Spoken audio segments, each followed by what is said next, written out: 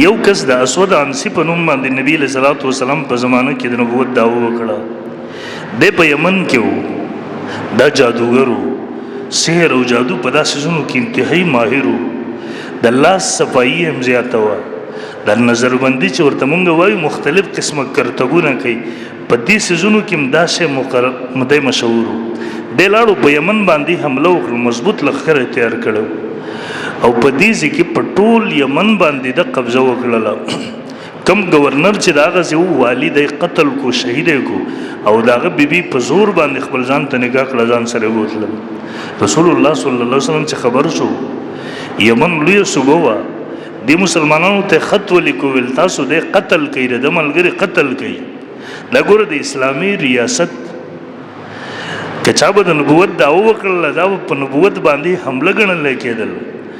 اسلامی ریاست په حرکت کې راتلو، په خپل توري سره به دغه خلکو کار تمامو.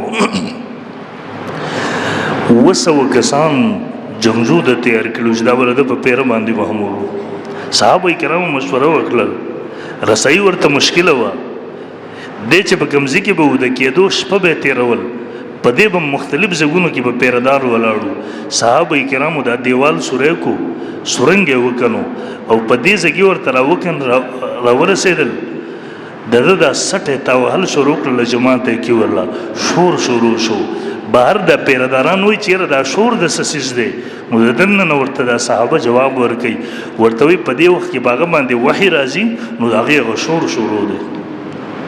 مقصد دا و چې دی اوس په دوه کې چې ابل صاحب را مخ کې شو، په تور باندې ولا د اثر وو کار ولا تمام کو. به د اثر دغه سره ونیو، بهر درې د پیرداران ته دغه سره واچول کارم ولا تمام کو. سحر د خپل نوم د عایحلو، سحر د صحابه کرام کله اذان کوي یو جمله ور سره وي، اشهد ان محمد رسول الله، محمد د الله رسول له، وان عایحله کذاب، او عایحله اسود عنسی دا دروغجن دی، دا کذاب دی.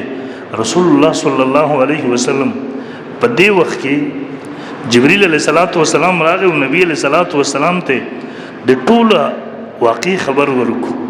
نبی علیه السلام صحابه سره ناست وی، فرمایل قتله الرجل الصالح فیروز فاز فیروز فاز فیروز. نبی علیه السلام دوزلو فرمایل ول هغه سړی خو صالح نیک دیندار فیروز قتل کو، فاز فیروز، فیروز کامیاب شو، فیروز کامیاب شو.